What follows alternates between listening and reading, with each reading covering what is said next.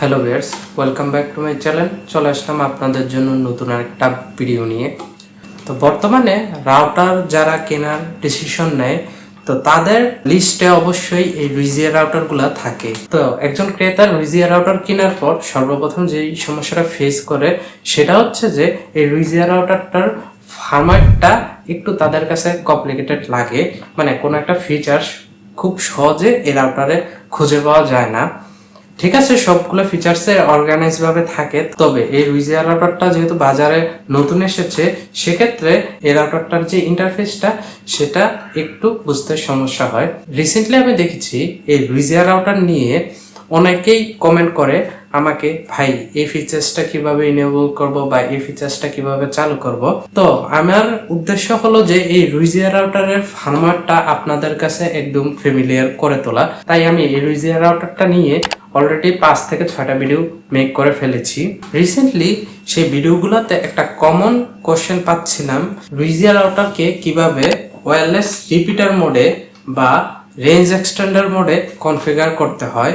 মানে আপনার মেইন রাউটারটার সাথে এই রাউটারটা ওয়্যারলেসলি কিভাবে কানেকশন করতে হয়, বা অনেকে এই নামেও চিনে যে wireless router to router connection. তো আজকের ভিডিওতে আমি রুইজিয়া রাউটারকে কিভাবে ওয়্যারলেস রিপিটার মোডে কনফিগার করতে হয় সেটা দেখাবো।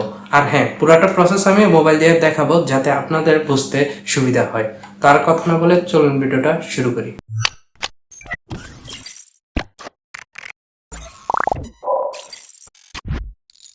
তো রুইজিয়া রাউটারকে ওয়্যারলেস রিপিটার মোডে কনফিগার করার জন্য মূলত রুইজিয়া রাউটারটা সেটআপ থাকতে হবে। তো রুইজিয়া রাউটার কিভাবে সেটআপ করতে হয় প্রপার একটা গাইডলাইন আমি অলরেডি আমার চ্যানেলে আপলোড করে রেখেছি।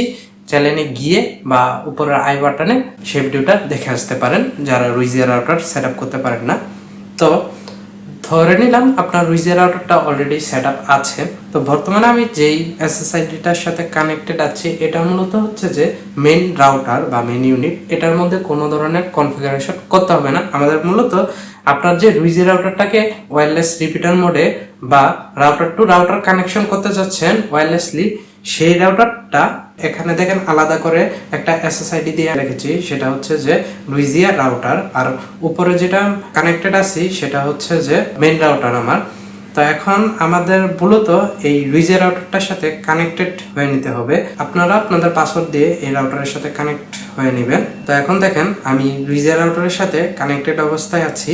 আগে দেখাইনি, আমার রাউটারের সাথে এখনো কোনো রকমের ইন্টারনেট কানেকশন নাই, যার কারণে এই রাউটারটা এখনো নেট অ্যাক্সেস করতে পারছে না। এই যে দেখেন নেট চলছে না, আমি এই রুইজিয়া রাউটারের এসএসআইডির সাথে কানেক্টেড আছি। তো এখন আমাদের মূলত কনফিগারেশন করতে হবে এই রুইজিয়া রাউটারের মধ্যে। তো রুইজিয়া রাউটারকে ওয়্যারলেস রিপিটার মোডে কনফিগার করার জন্য আমাদের রুইজিয়া রাউটারের অ্যাডমিন পেজে প্রবেশ করতে হবে। তো সেক্ষেত্রে আমাদের এই যে অ্যাডমিন পাসওয়ার্ডটা দিয়ে আপনারা আপনাদের অ্যাডমিন পাসওয়ার্ডটা দিয়ে রুইজিয়া রাউটারে ঢুকে পড়বেন। তো রাউটারের অ্যাডমিন পেজে প্রবেশ করার পর এখানে একটা জিনিস খেয়াল রাখতে হবে, আপনি যেহেতু রুইজিয়া রাউটারটাকে ওয়্যারলেস রিপিটার মোডে কনফিগার করবেন, তার মানে আপনার মেইন রাউটারের সাথে রুইজিয়া রাউটারটা ওয়্যারলেসলি কানেক্টেড থাকবে। সেক্ষেত্রে আপনি আপনার মেইন রাউটারের সাথে এই রাউটারের কোনো রকম ওয়্যার কানেকশন থাকা যাবে না। তা আমাদের এখান থেকে মোড অপশনে চলে যেতে হবে। মোড অপশনে চলে যাওয়ার পর এখানে দেখেন সুইচ টু পিসি ভিউ, এটা করে দিতে হবে। এটা করে দিলে মূলত এই রাউটারের সকল সেটিংসগুলা আপনাদের সামনে চলে আসবে যদি মোবাইল দিয়ে করে থাকেন। আর যদি পিসি দিয়ে কনফিগার করে থাকেন তাহলে এটা করার দরকার নেই বা এই অপশনটা আপনাদের কাছে আসবেও না। যারা পিসি দিয়ে করবেন তাদের কাছে এই ধরনের একটা ইন্টারফেস আসবে, তবে যারা মোবাইল দিয়ে কনফিগারটা করবেন তাদের এরকম পিসি মোডে একবার সুইচ করে নিতে হবে। আর যদি আপনার রুইজিয়া রাউটারে এই অপশনটা না শো করে, সেক্ষেত্রে আপনি এই যে ক্রোমের 3টা ডট থেকে ডেস্কটপ সাইট এই মোডটা ইনেবল করে দিবেন। এই মোডটা ইনেবল করলে তখন এরকম একটা ইন্টারফেস শো করবে এই রাউটারের। তারপর আমাদের ওয়াইফাই এর সাথে থাকবে মোড সেটিং। আমাদের এই মোড সেটিং এ চলে যেতে হবে। তো মোডে আসার পর উপরে যেই অপশনটা সিলেক্ট থাকবে সেটা হচ্ছে ইন্টারনেট। তো আমাদের মূলত এই যে 3 নাম্বার অপশনটা ওয়ার্ক মোড, এখানে চলে যেতে হবে। তো এখানে যাওয়ার পর আমাদের ওয়্যারলেস রিপিটার এই অপশনটা সিলেক্ট করে দিতে হবে।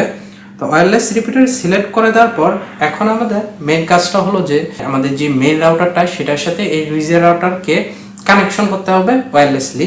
তো সেক্ষেত্রে আমাদের এই মেইন রাউটারটাকে এখান থেকে সার্চ করে নিতে হবে। তো এখানে এসেও একটা মজাদার জিনিস, তো এই অপশনে আসার পর আমাদের দুইটা ফ্রিকোয়েন্সির অপশন থাকবে, একটা হচ্ছে 5 GHz এর আর একটা হচ্ছে 2.4 GHz এর। আপনাদের মেইন রাউটারটা যদি 5 GHz সাপোর্ট করে সেক্ষেত্রে আপনি এখান থেকে অবশ্যই 5 GHz অপশনটা সিলেক্ট করে দিবেন, কারণ 5 GHz এর মাধ্যমে সবচেয়ে বেস্ট ডাটা ওয়্যারলেসলি ট্রান্সফার হয়। তারপরেও যদি আপনাদের অনেক দূরেই ইনস্টল করা লাগে 5 GHzটা কোনোভাবেই এখানে সার্চ করে যে এখানে SSID গুলো দেখবেন, এখানে যদি আপনার মেইন রাউটারের 5 GHz কোনো ক্ষেত্রে না পায় সেক্ষেত্রে আপনি এভাবে 2.4 GHz এ যেতে পারেন। 2.4 GHz এ চলে গেলে এখানে আপনার এই যে মেইন রাউটারটা, যেমন আমাদের এটা রাফাত, তো এই যে মেইন রাউটারটার নামটা শো করবে, যদি উপরে না শো করে একটু নিচে চলে যাবেন, নিচে চলে গেলেও মোটামুটি একটা কাছের রেঞ্জে থাকতে হবে। ধরেন যেখানে গেলে আপনার মোবাইলে 1 দাগ সিগন্যাল পায়, মিনিমাম একেবারে ওই রেঞ্জ পর্যন্ত রাখতে হবে এই রাউটারটাকে। তবে আমি রিকমেন্ড করি যেখানে আপনার 5 GHz এর রেঞ্জ 2 দাগে থাকে সেখানে আপনি ওয়্যারলেস রিপিটার মোডে কনফিগার করেন, সেক্ষেত্রে সবচেয়ে বেস্ট পারফরমেন্স পাবেন রাউটার থেকে। তো এখন আসেন কানেকশন প্রসেসটা দেখাই। তো আমি মূলত 5 GHz এর সাথে কানেক্ট হব। তো আমি এখানে যে ফ্রিকোয়েন্সিটা সেটা 5 GHz সিলেক্ট করে দিয়েছি। তো 5 GHz সিলেক্ট করে দেওয়ার পর আমার আশেপাশে যতগুলো 5 GHz এর SSID আছে সবগুলো এখানে শো করছে। তো আমি মূলত এই যে রাফাত নামের যেই ওয়াইফাইটা সেটার সাথে কানেক্ট হব। আমি একটু আগেই দেখিয়েছিলাম আমার মেইন রাউটারটার যে SSIDটার নাম সেটা ছিল রাফাত। তা আমি এটার সাথে কানেক্ট হব। SSIDটা সিলেক্ট করে দেওয়ার পর উপরে এই SSIDটার নামটা দেখাবে আর নিচে আপনার মেইন রাউটারের যেই ওয়াইফাই পাসওয়ার্ডটা সেটা এখানে দিতে হবে। আমি আমার মেইন রাউটারের ওয়াইফাই পাসওয়ার্ডটা দিয়ে দিচ্ছি। তো পাসওয়ার্ডটা দেওয়ার পর আমরা একটু নিচে চলে আসলে এখানে দেখেন লোকাল রাউটার ওয়াইফাই। তো মূলত এখানে দুটো অপশন থাকবে, একটা হচ্ছে same S priority router wifi. তো এই অপশনটা সিলেক্ট করে দিলে হবে কি, আপনার মেইন রাউটারের যে নামটা সেই নামটাই আপনার এই যে রুইজিয়া রাউটারটা যেটাকে ওয়্যারলেস রিপিটার মোডে কনফিগার করতে চাচ্ছেন সেটারও সেম নামেই কনফিগার হয়ে যাবে, মানে পাসওয়ার্ডও সেম থাকবে আর যে ওয়্যারলেস আইডি নেমটা সেটাও সেম থাকবে। তো এটা সেম দিয়ে দিলে একটু সমস্যা হতে পারে, তো আমি রিকমেন্ড করবো এই অপশনটা নাই সিলেক্ট করে রাখার। তো আপনি মূলত যে অপশনটা সিলেক্ট করে রাখবেন সেটা হচ্ছে নিউ ওয়াইফাই। তো এখানে এই অপশনটা সিলেক্ট করে দিলে হবে কি, আমার মেইন রাউটার যে নামটা সেটার সাথে আলাদা এই যে প্লাস এর নামটা থাকবে, আর 2.4 GHz এ জাস্ট প্লাস থাকবে, আর 5 GHz এ এই প্লাসের সাথে 5G লেখা থাকবে, আর পাসওয়ার্ড মূলত মেইন রাউটারেরই পাসওয়ার্ড থাকবে। তো আপনি চাইলে এখান থেকে নামটা চেঞ্জ করেও দিতে পারেন। ধরেন আপনি এখানে দিয়ে দিলেন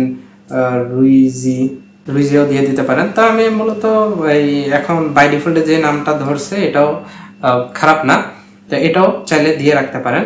তারপর আমাদের সেভ অপশনে ক্লিক করে দিতে হবে।